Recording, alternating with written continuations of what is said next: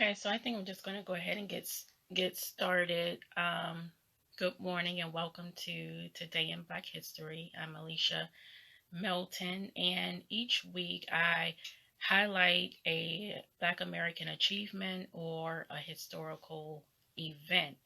And excuse me, today I'm going to talk about two Olympic champions in track and field, and that is Wilma Rudolph and William DeHart Hubbard. So, in my reading, I'm going to talk about um, the events that led up to their gold medals, as well as talk about some of their records that they achieved at the Olympics. So the first one I'm going to talk about is Wilma Rudolph. Wilma Rudolph was born today, June 23rd, 1940, in St. Bethlehem, Tennessee. At birth, she weighed only 4.5 pounds and had numerous health issues as a child. She suffered from double pneumonia twice and scarlet fever once before she was 4 years old. She had polio and suffered paralysis in her left leg.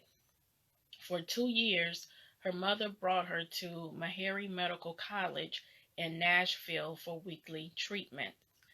From ages 5 to 9, she wore a metal brace on her leg. Later, she had an orthopedic shoe to replace the brace. She stated, "My doctors told me I would never walk again. My mother told me I would. I believed my mother." It was with great determination and the help of physical therapy that she was able to overcome her disabilities. Wilma Rudolph entered Cobb Elementary School in Clarksville, Tennessee in 1947, and it was there she discovered her passion for sports. In 8th grade, she joined the track team, even though basketball was her first love. She attended Burt High School. A naturally gifted runner, she was soon recruited to train with Tennessee State University track coach Ed Temple. Nicknamed Skeeter for her famous speed, she qualified for the 1956 Summer Olympic Games in Melbourne, Australia. The youngest member of the U.S. track and field team at age 16. She won a bronze medal in the 400-meter relay. After finishing high school, Rudolph enrolled at Tennessee State University, where she studied elementary education and psychology. She also trained hard for the next Olympics. Wilma Rudolph entered the 1960 Olympics held in Rome, Italy. The 1960 Olympics Games were a golden time for Rudolph when she set world records. After tying a world record with her time of 11.3 seconds in the 100-meter semifinals, she won the event with her wind-aided mark of 11 seconds in the final. Similarly, Rudolph broke the Olympic record in the 200-meter dash, 23.2 seconds in the heats, before claiming another gold medal with her time of 24 seconds. She was also part of the U.S. team that established the world record in the 400-meter relay before going on to win gold with a time of 44.5 seconds. As a result of all of these world records, Rudolph became the first American woman to win 3 gold medals in track and field at a single Olympics game. The first class sprinter instantly became one of the most popular athletes of the Rome Games, as well as an international superstar. Praised around the world for her groundbreaking achievements, following the Games, Rudolph made numerous appearances on television and received several honors, including the United Press Athlete of the Year in 1960 and Associated Press Female Athlete of the Year in both 1960 and 1961. She retired from competition on May 27, 1963. She graduated from Tennessee State University and was offered a job as an elementary teacher and girls track coach at her old school, Cobb Elementary. Rudolph shared her remarkable story with her 1977 autobiography, Wilma, which was later turned into a TV film that year. In 1980, she was inducted in the International World Sports Hall of Fame. The World Sports Foundation has an award named in her honor titled the Wilma Rudolph Courage Award. This is presented to a female athlete who exhibits extraordinary courage in her athletic performance, demonstrates the ability to overcome adversity, makes significant contributions to sports, and serves as an inspiration and role model to those who face challenges, overcomes them, and strive for success at all levels. This award was first given in 1996 to Jackie Joyner-Kersee. In 1983, she was inducted into the U.S. Olympic Hall of Fame and established the Wilma Rudolph Foundation to promote amateur athletics. She was inducted into the National Women's Hall of Fame in 1994.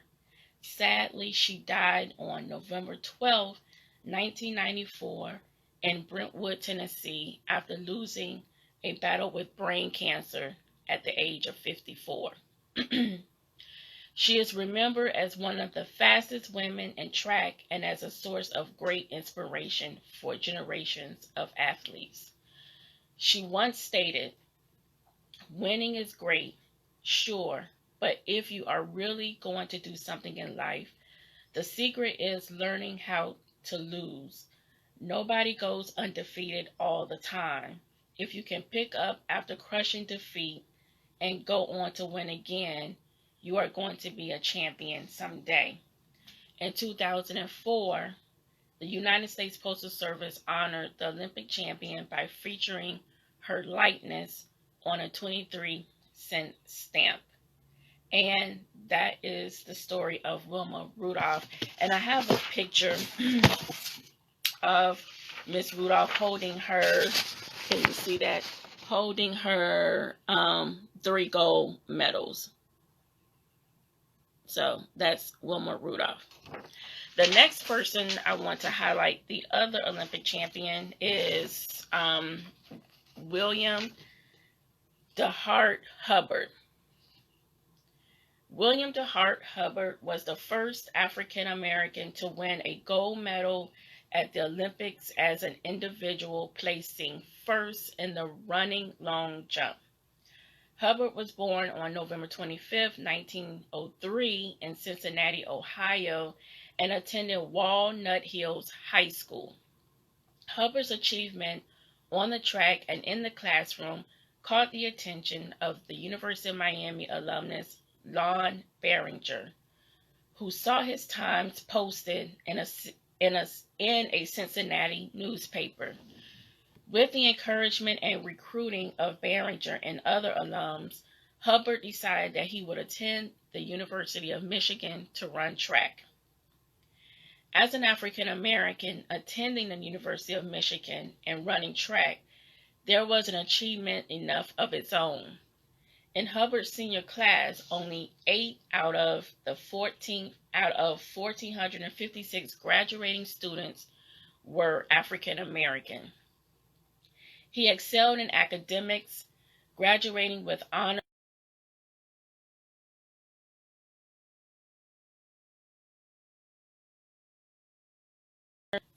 Hubbard was not allowed to run varsity track. He began to break records in his junior year.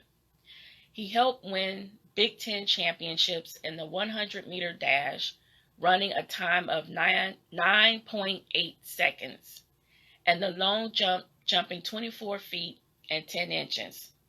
With performances like that, William Hubbard won a spot on the 1924 Olympic team, beating Edward Gordine, then the world record holder at trials at Harvard University, to seal his spot to represent the United States at the Olympics in Paris, France.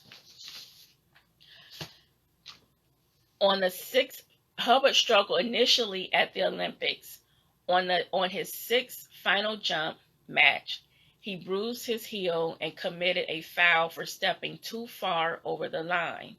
However, coming into his last jump at full speed, he leaped 24 feet and 5 inches and became the first African American to win a gold medal as an individual in the Olympics. Going into his senior year at Michigan, Hubbard competed in sprints, hurdles, and the long jump, helping the university win Big Ten titles in indoor and outdoor meets. He also tied the world record in the 100-meter dash at 9.6 seconds against Ohio State at Ferry Field, and beat the world record in the long jump, jumping 25 feet and 10 inches at the NCAA Championships in Chicago in June of 1925. William Hubbard completed his collegiate career by graduating with honors from the University of Michigan, being a 3-time track and field National Collegiate Athletic Association champion, and being a 7-time track and field Big Ten Conference champion.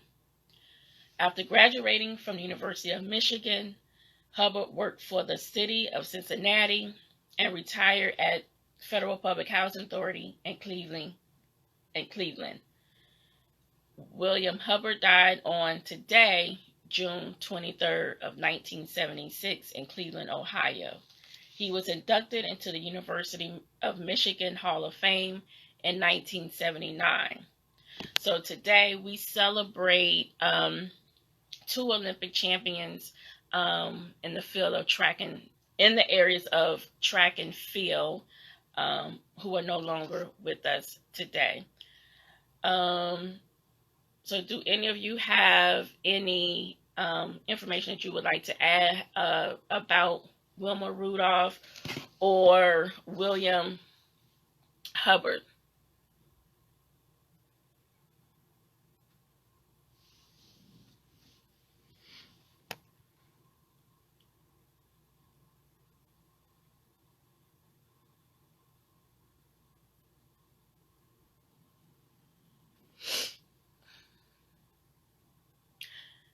Good morning, Crystal. Thanks for joining. We're just reading about 2 Olympic champions in the track and field who broke some records in their area, and I talked about stories leading up to their gold medals.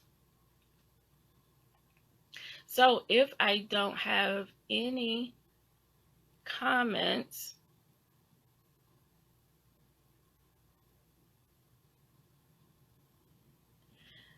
I'm going to go ahead and thank you for watching. Tomorrow we have Jeopardy Noir at 2 p.m. And I will see you next week again with Today in Black History at 11 o'clock. Thank you for watching and have a good day.